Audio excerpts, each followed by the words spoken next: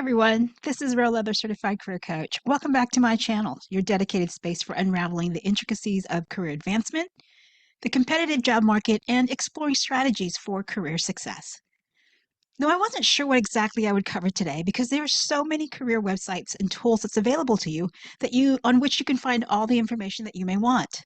So I dug in deep to really determine what's the most common topic I come across with those I work with, both students and clients, those starting out and those already established. And I figured if I can figure out a topic that is a concern to them, it may be something that you can also relate to as well. So whether you're coming out of college, just entering the workplace, or pivoting your career direction, or maybe even returning or coming out of retirement, this topic may be helpful to you. So whether you are just entering the workplace with little to no experience, you experience some level of fear, uncertainty that keeps you from moving forward with confidence. And those who are looking to make a change in their career direction or pivot into a new role or industry also experience a level of fear and uncertainty. And lately, I've spoken to a handful of retirees returning to the workforce, experiencing uncertainty, even though they've had 30 plus years of knowledge and experience in upper management levels. They also experience fear. So, a bit scary, yeah?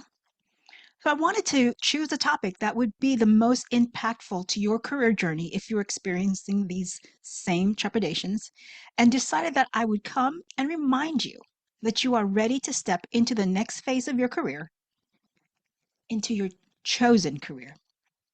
And some of you may be saying, yeah, but I'm not quite ready, or something along the lines that I don't know anything yet, so I don't even know how I would get hired.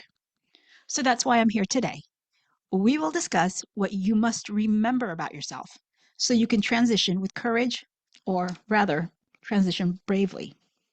We will explore the concept of fear, courage, and bravery, and the differences between being fearless, having courage, and stepping out brave or bravely. Nothing I say today will be groundbreaking or even new. My goal today is to remind you that you are good enough to step forward. So let's look at our brief agenda. For today, we will be coming from the perspective of uncertainty. We're going to start with who you are and where are you starting from? What is your uncertainty about? Where and when do you feel most fearsome? Why is bravery important? And what is the alternative if you don't step up? And then figure out ways on how you can overcome feelings of uncertainty so that you can move forward. So let's begin with who are you and where are you starting from? So your current status or situation greatly influences how you experience and respond to fear. By understanding your position, we can better address the challenges that you face. So let's start by identifying who and where you are. Are you a student dealing with academic pressures, maybe social challenges and the uncertainty of future career?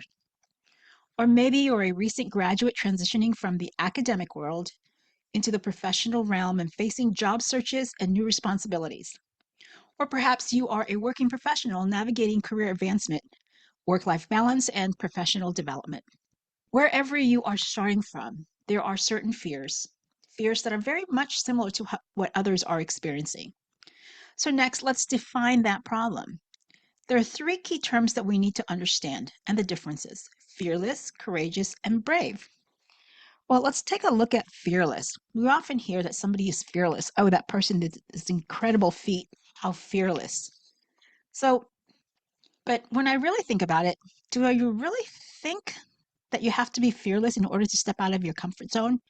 I mean, what does fearless mean? It means the absence of fear. But I think at some point, even the people who step up experience some kind of fear and uncertainty. But how do they do it? How do they step up? So this fearless exists. Talking just about you, do you have to be fearless to step forward? Not really. Then let's look at courage. We often hear, well, just find your courage. Dig deep inside you and find your courage. Well, are you sure where you will find your courage? I myself don't even know if I have courage. So I don't know where to dig. I don't know what to look for. No, find your courage. And then there's bravery. What does it mean? Brave, right? It's not something you have to have. You just something you have to do it with. So being brave doesn't mean you're fearless. It doesn't even mean you have courage. It just means that you're not afraid to try. So let's take a little bit of time here and look at how this can look for us. For example, let's say we have to cross a heavy trafficked highway and we have to walk across it. Well, that's going to take, somebody fearless, courageous, or maybe it's just somebody brave. What does that mean? What does it mean to be brave? What do we have to know, right? What do we have to know about this highway? Being brave kind of means that you have to tap into some knowledge that you have, something that you know. Keep that in mind. So, why do we sometimes lack courage? It's because of the unknown, right? Because when does imposter syndrome creep in for you?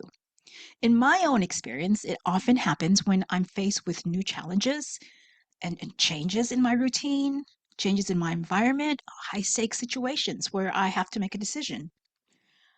So there's also times of fear of failure, fear of rejection. And so the unknown can be a powerful deterrent.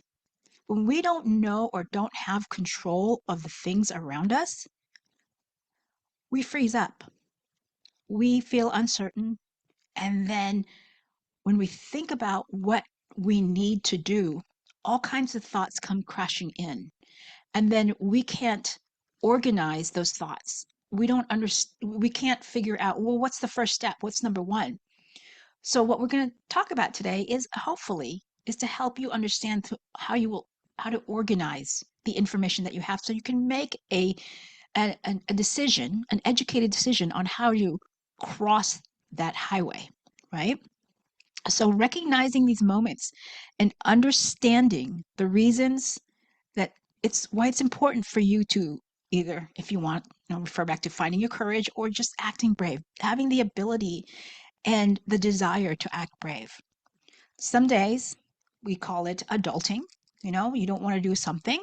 And usually when we don't want to do something is because, again, we don't know how to do it. We don't want to do things because we don't know, we fear the outcome, or we don't want to do it because, well, we don't quite understand it. So today we call it adulting. Be a big girl, be a big boy, and do what you have to do because it's what you have to do to step up. And for me, as an introvert, I have to remind myself that very, very frequently. As a career coach, I talk to a lot of people, I do webinars, I speak to groups, but in my natural state of introvertness, that is not natural for me. I have to do that bravely, right? I don't know where I would courage, um, find my courage to do that is most what people will say. I've done it a lot, many, many times. So I can tap into the knowledge of, it's not the end of the world. You know what you're talking about, and it'll be okay, like all the many times that you've done it before. We call that today adulting. So, where and when do you feel fearsome? Often it is in what we just said, new or different situations. We feel out of control. We are looking into the unknown, and we are resisting adapting to the new changes. Well, in reality, we have to accept that things must change and that we don't always have control. So we must learn how to adapt. That's another thing that keeps us fearful, fearsome, or unbrave. So let's look at new environments. If you're moving to a new city, there's some kind of uncertainty there. Starting a new job certainly gives a lot of people some trepidation, or entering a different cultural setting if you're moving to a new country, or even when they say cultural fit to a new office or new setting. If you remember that everything evolves, right? Everything evolves. So we have to learn how to adapt. You are evolving as a person and as you get older and learn new experiences. So your position, your role will evolve at some point. The company evolves if they want to, stay relevant in the economy or their industry. The situations around us, projects, tasks, those evolve. Um, People around us evolve, and then our teams evolve. So Knowing that you are not going to be able to control things will help you find that confidence that it's okay, and that it's okay for you to expect that things are changing and you have to be adaptable. New situations, meeting new people. Meeting new people is something that I want to take a little bit of a few minutes to discuss. I recently went to a conference, and one of the presenters, Dr. Ayman Ahmed from Dubai, said that, or he did his presentation, and the question that he wanted us to answer is, what do you think is the most impactful skill for workers today? And I had to think about what he was asking specifically. He was not asking what is the most necessary skill. He was not asking what is the most desired skill or the most important skill. He was asking what is the most impactful skill to your career. And he presented with graphs, citations, research. And what it came down to, well, he gave us choices. And I, with nearly 15 years experience of career coaching, did not choose the right answer because I think part of me was still misunderstanding the question. It was not the most necessary skill to be successful in a career. He was asking, what is the most impactful? Impactful doesn't mean correct, right, or wrong. It's what's going to impact your career the most. So let's think about that. The correct answer based on his research was networking. What is networking? It is building your resources of people around you with like-minded focus and goals, ambition, initiatives. So the most impactful skill you can fine tune or sharpen or gain is to network. Because how many times have we spoken to people who've said, you know, I landed in this career not even thinking about it. I went to a meeting, I met somebody at a greet and meet, and I met somebody at the office, and it could have been, you know, my my neighbor's friend's cousin's sister's brother-in-law's neighbor, something like that, where they just landed in this role and it wasn't even on their radar. But because they talked to people, because they had built a network of people, these opportunities opened up for them. So, according to Dr. Ahmed, the most impactful skill that one can have building a career is the ability, the talent, the skill to network. Okay, keep that in mind. All right, so let's get back to talking about transitioning into new phases of life, such as graduating, changing careers, experiencing significant life events like marriage, parenthood. All of those uncertainties and new changes evoke fear. But we need to figure out a way to build confidence. Otherwise, we will be stuck and not take action. So, what we need to do is leverage our existing knowledge and skills, recognizing the efforts that you put into building these strengths. You have them. And if you tell me that, no, I don't have any of those, you have, and I'll tell you how you've had them. Because you need to assess situation to determine when to assert your strengths or when to observe and learn. This approach can help you navigate your fear-inducing scenarios more effectively. So what does this mean, right? What does this mean? Why is bravery important? Well, being brave helps you stretch beyond your comfort zone, which is essential for personal and professional growth. It builds confidence through new experiences. It broadens your perspectives and boosts self-assurance. And moreover, bravery is a crucial part of the learning process, facilitating continuous development. Without bravery, we limit our potential and we will miss out on opportunities for growth and learning. Doors will not open for us if we don't step forward. Okay? So, well, where do we find this so-called braveness and courage? So, well, often it's within the past experiences and values and support systems that you have. And again, what I said earlier is that I'm not going to tell you anything groundbreaking today. I'm not even going to tell you anything new today. I am here to remind you, you have been preparing and practicing for this moment as a college student for the last 4+ years at the university. This is what you've been working towards. And as a professional, you've been practicing this every day as you go to work.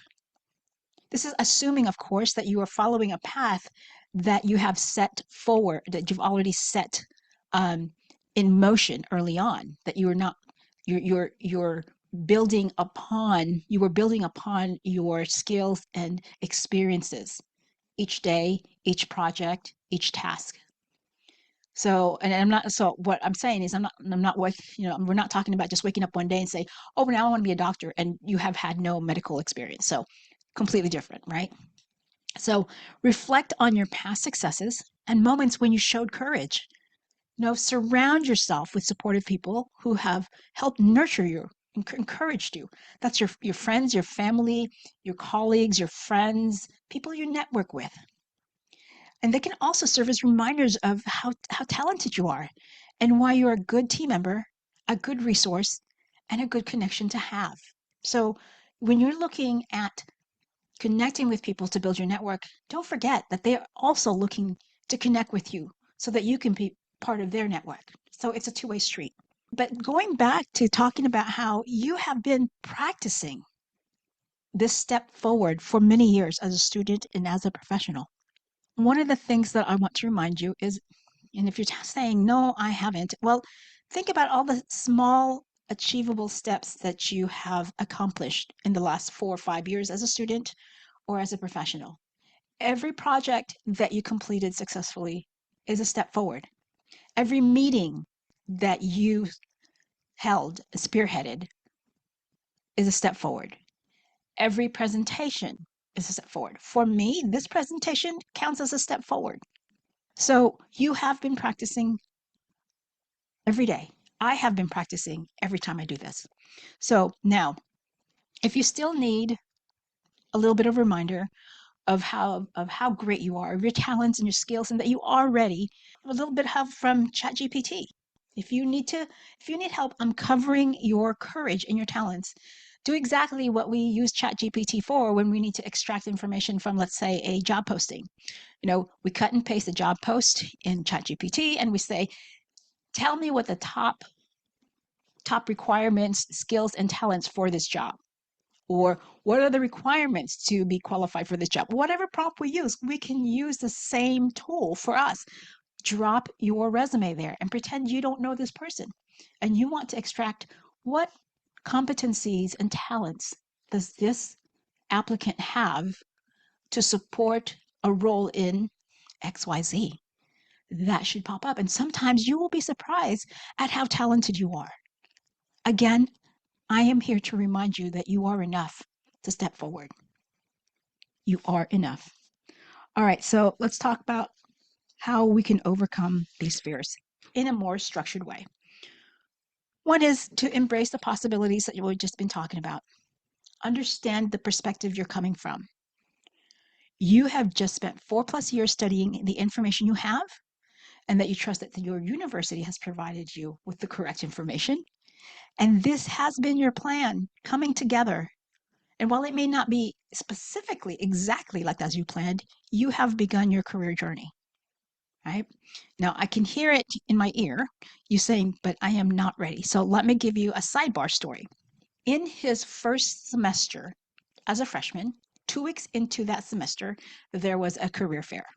And as a career coach, of course, I encouraged him to attend because the understanding is that the audience for that career fair is the upperclassmen, juniors and seniors, ones that are really, getting ready to move into their careers, not a freshman with 2 weeks in. I encouraged him to go, to have his resume ready like everybody else, and be prepared to pass him out. But the most important thing I said to him was, be open to conversations because you're not trying to get hired.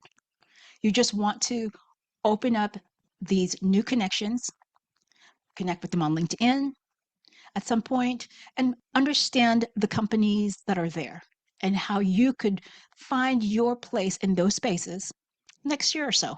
He came back with an interview for a co-op. And when he went to class and the professor in the lecture hall took a survey, he was the only one that landed an interview.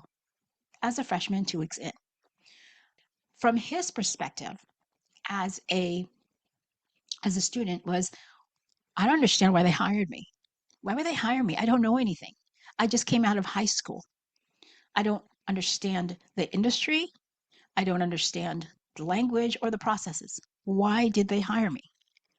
And I think maybe that is the same concerns that a lot of college students have, whether you're looking at entering an internship or your first job.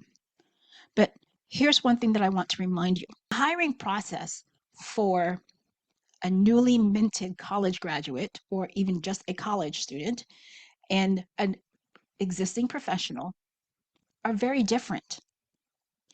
When you are applying as a college student or newly graduated student or graduate, they're not looking for you to have any kind of expertise. You have none. They're not looking for that. Whereas if you were an existing professional, they want to see what you know. They want to see your existing experience. What exactly are you offering them? But as a graduate, a recent college graduate, what they're looking for is completely different. Completely different. They are looking for somebody who they can mold, somebody that's coming out of college that has a foundational knowledge of their industry, somebody that understands the process. So somebody that can take that information and then work and absorb the information that the company has and create a structure of, of understanding, right? You can be trained. That's what they're looking. They're looking for graduates who take initiative, who can show critical thinking process, who are motivated, who take action. So a lot of that, a lot of the ways that they're going to qualify you is based on what you've done as a college student. Have you shown that you are going to be a good employee? Again, they're not hiring you for an expertise. You don't have any, and they know that. So keeping that in mind should give you some confidence that, okay, I don't have to know their industry. I don't have to know how to do their processes. I just have to know how to convey that I am going to be a good employee. Okay. All right. That's the sidebar. All right. So number 2 on how to overcome fear is build your support system, right? Dive into the trenches and join professional groups, seek mentorships, and build a network of like minded individuals. And one thing that you can do to do this is if you can't find an internship, look for volunteer opportunities because experience does not have to be paid. And one thing I love about volunteer opportunities is that most nonprofits are not looking for somebody with experience because they have experienced people. What they're looking for are volunteers who they can train to help them with what is already structured, right? So it does not have to be paid in order for it to count. Now, but I do say that if you volunteer, it should be a two-way street. If they ask you to clean the back room every now and then, okay. But if that is all they ever ask you to do, it is fair for you to step up and say, you know, I don't think this is the right volunteer opportunity for me because I had in mind to learn XYZ. And if they can't give you that, then it is fair to say that you are going to thank you very much for the opportunity, but I am going to go and look for something that's more suitable. That's fair to say. Okay. And then, of course, you want to continue getting new knowledge, um, continue learning and evolving in your role, industry, and network. And what does that mean? Right? What does that mean? Well, years ago, probably going on 10 years, the conversations that I had with my students was figure out where artificial intelligence impacts your industry and where it's going to go. Because at some point, artificial intelligence is going to impact a lot of industries. And you want to make sure that you are aware or ahead, planning for your career in the future and not careers that are going to be obsolete. So my hope is that some of my students from back then did just that and are now working in some form of artificial intelligence in their field. So I say the same thing to you. Research, learn, find how AI is being inserted into the processes or design in your industry. and figure out where you can find a place in that movement. Okay. All right. And then lastly, on practical ways to overcome your fear is identify beacons and directions. Find mentors and role models who have achieved what you aspire to and learn from their experiences. Seek out their advice, feedback, and support from those who've navigated similar challenges. And for those of you saying, I don't know who to reach out to, LinkedIn is a great tool to get involved. They have groups for everything. So find groups that speak to your goals, your industry, and connect with people through the conversations that are happening. More than a handful of times, I've had students come back to me and say, I think I connected with somebody who may serve as a mentor for me, or at least somebody that you can email every once in a while with questions. LinkedIn is great with that. And one thing to understand, a lot of them, the ones that I've come across, love to share their past experiences. So don't be afraid to reach out to somebody and say, hey, if we belong to the same group and I have a couple of questions that if you don't mind answering for me because I think you have the experience that I'm looking for. They can always say no. I mean, not everybody is going to be open. Not everybody has time. Not everybody is going to be interested in helping. But it is worth for you to try. And if nothing else, consider it as you stepping up, looking for that resource. You're moving forward. All right. So, and what other ways? Other ways to find yourself or make yourself brave is true and tried positive self-talk, right? So replace negative thoughts and affirmations. Um, replace your negative thought with positive ones. And if you don't want to do that and say, I don't want to do that. Okay. So do me a favor. Just don't talk negatively to yourself. Don't call yourself stupid. Don't call yourself lazy. Other people are going to do that already. You don't need to help them. Okay. Visualization techniques. Imagine yourself successful already. Overcome challenges to build mental resilience. And again, if for those saying that doesn't work for me or it doesn't ever work, well, I challenge you to pick up a copy of Man's Search for Meaning by Viktor Frankl. Very old book. He was a Holocaust survivor, and that is how he survived. And then mindfulness and relaxation. Practice mindfulness, meditate, breathe, and manage your stress. And well, for me, when I recognize that I'm in a panic mode, I will stop. I will pause and I will take a minute or two to center myself again before I say anything, before I do anything, and definitely before I make a decision. Because when you're in a panic, that is not the best time to make a decision because it can all unravel. And we all know what we're talking about, right? So keep that in mind. And then to practice your muscles to stretch. Find ways to stretch your muscles and do something maybe on a daily basis. Challenge yourself. And I want to call your attention to Michelle Poler, who I recently saw at the conference that I went to. She has a book called Hello Fears, and she started a movement a few years ago where she dared herself for 100 days to do something that she feared every single day. Now, I'm not quite there, and one of the things that she did was to dare herself to dance publicly at Times Square, in Times Square, New York City. And it's all on video on YouTube. You can find her, Michelle Poler, Poler.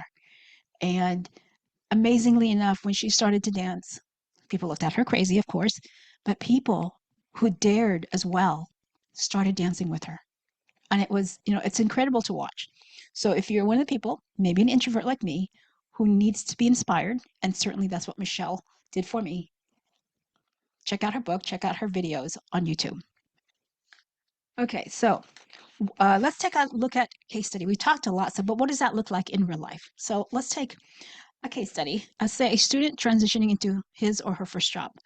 What does this look like? All the stuff that we've talked about, what does this look like? Well, what I'm going to ask the student to do is lean into your knowledge, the degree you just earned, and the experiences that you've had. Embrace what you have learned and look for ways to gain new knowledge, meet new people, and experience.